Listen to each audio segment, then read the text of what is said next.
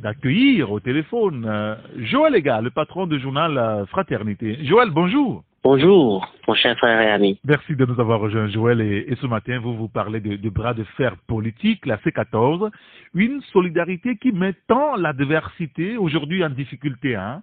Effectivement. Eric, nous avons en souvenance les différentes alliances que l'opposition a connues depuis les 28 ans de lutte démocratique. Et combien d'alliances l'opposition n'a pas faites et qui a volé un éclat après, juste aux premières épreuves. Le problème, la confiance, les coups bas, l'orgueil, tout le cocktail était là pour empêcher l'opposition d'être solidaire, unie, faire un seul bloc, pendant que le camp en face a toujours joué uni, serré contre l'opposition, et tout cela n'a jamais permis à la vague des démocrates d'avoir raison du régime cinquantenaire, mais je crois que l'expérience faisant, aujourd'hui la formule C14 se révèle assez efficace parce qu'il faut preuve de solidité et de solidarité, d'union au-delà des écarts de langage qui ont été relevés ici là. Nous avons également remarqué que les professionnels du brouillard, comme nous les appelons, ont été engagés sur les réseaux sociaux. Le gouvernement même a tenté une fois, au lieu de discuter avec la coordinatrice de la C, au lieu de discuter, de s'adresser à la coordinatrice de la C14, on fait diversion pour s'adresser au leader de l'opposition, au chef de file de l'opposition, pardonnez-moi.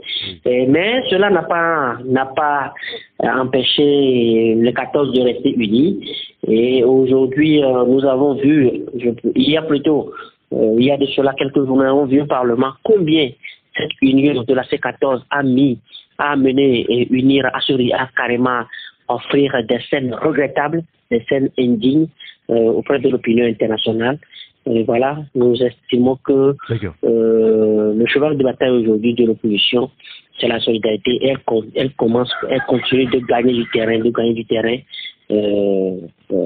à chaque épreuve. Alors, vous parlez de solidarité qui met finalement l'adversité en difficulté. Vous revenez également sur le cas de Edem Kodjo, lui qui vient de tourner le dos à Faure Gnassingbé, hein, c'est ça? Oui, mon frère, nous sommes revenus sur le forum citoyen, le forum national citoyen qu'a organisé le regroupement Espérance pour le Togo, oui. Le samedi dernier à l'Agora Senghor. Parmi les invités, il y a des invités remarquables, mais l'un des invités les plus remarqués a été l'ex-premier ministre sous son fils, l'ex-premier ministre Edem Kodjo, qui a pris part à cette activité qui, en termes d'étiquetage, en termes de connotation, est une activité anti-Faure Gnassingbé, du moins anti-candidature de Faure Gnassingbé. Et en prenant part à cette activité, Edem Kodjo, qu'on se connaît très bien, dont on connaît les relations assez solides avec le clergé catholique togolais.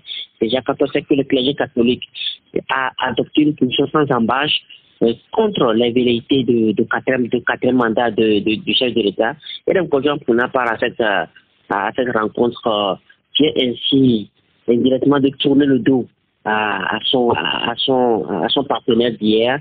Et on se souvient, jusqu'au dernier nouvelle, Edem Kodjo est officiellement encore le conseiller de chef de l'État, mais qui se retrouve dans cette activité.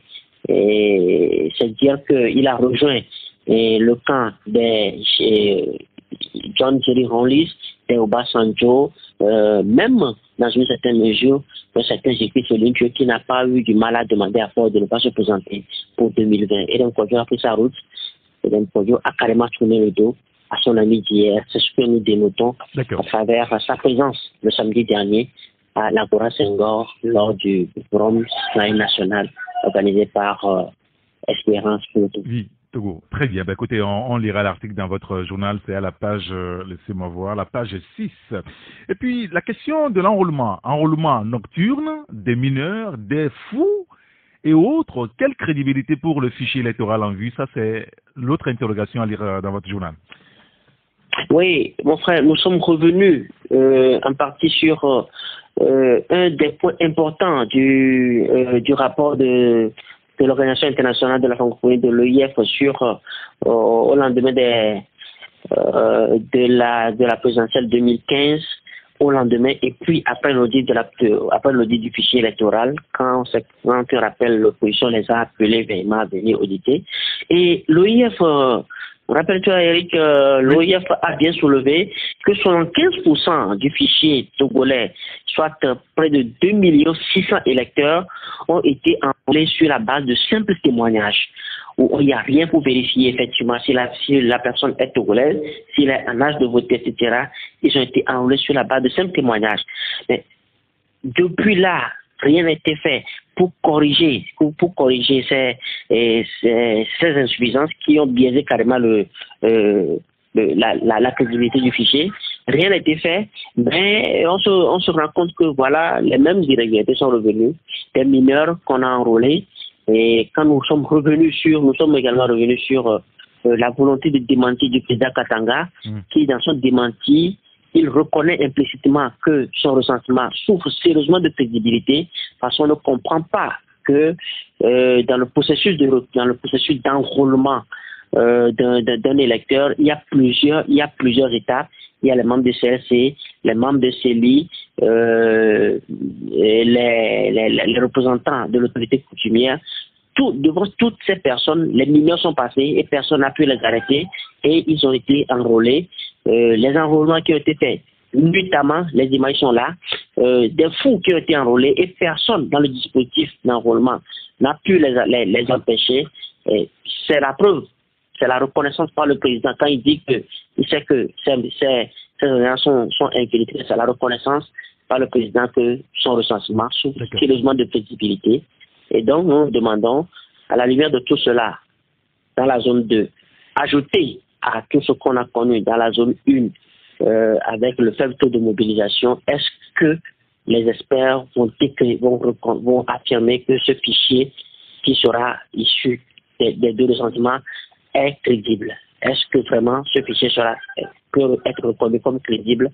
Voilà nos analyses étayées avec les éléments. D'accord, très bien. Écoutez, on lira tout cela dans votre journal La Fraternité dans les kiosques ce matin. Merci beaucoup, Joël Lega. Merci à toi aussi, mon frère ami. Allez, bonne journée. Bonne journée à toi et à tous les passagers. Parfait.